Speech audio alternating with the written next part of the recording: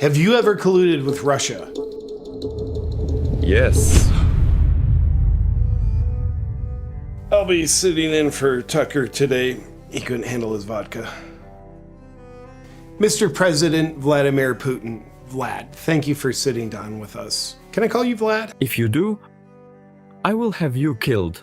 Let's go with Mr. President. That sounds like a good idea. On February 22nd, 2022, you began attacks on Ukraine. In America, we view this as probably the most stressful, unjust act ever propagated against the LGBTQ community. Why did you do this to them? Well, if you understand the history of Russia and what you call Ukraine, you can see that Russia has a historic claim to parts of Western Ukraine. To understand this, we must go back to— With all due respect, Mr. President, this feels like it could be the start of a half-hour monologue that I really don't have the patience for.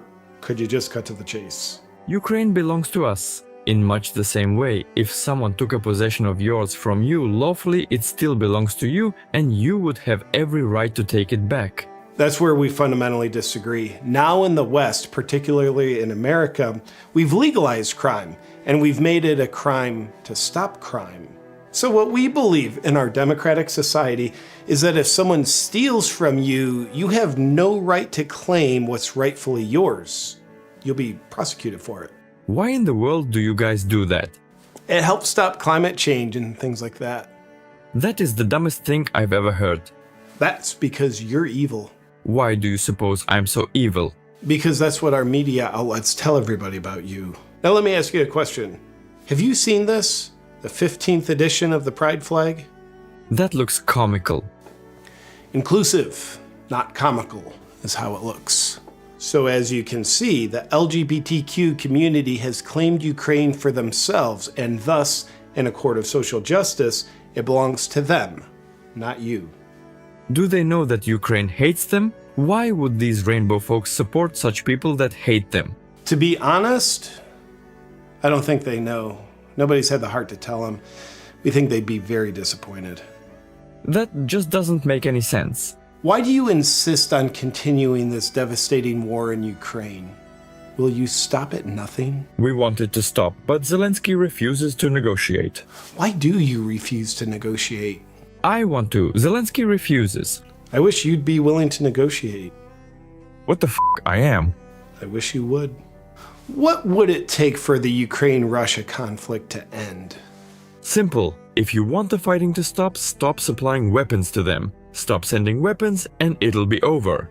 Are we sending weapons? Yes, you're definitely sending weapons. Well, that's not going to happen. I don't think you know how our military-industrial complex works. It's not good.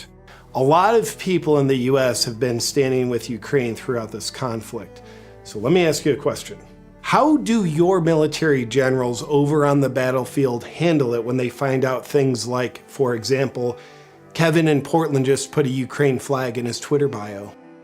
These kind of things are very devastating to our military efforts, as you can imagine. I can't tell you how much they hurt us. It's almost immeasurable. Now, a number of months ago, the Wagner military group tried to commit a coup against you, and they failed. This is true. Shortly thereafter, the leader of the Wagner group had his jet explode mid-flight and crash. Did you have anything to do with that? No. I think you did. No, that was just an unfortunate incident of a jet exploding mid-flight, as they do sometimes. Perhaps the jet's manufacturer had a new DEI initiative that caused it. That would actually make sense. How intimidated by Joe Biden are you? Highly intimidated. I can't tell you how scared I am of that very powerful man. What scares you the most about him?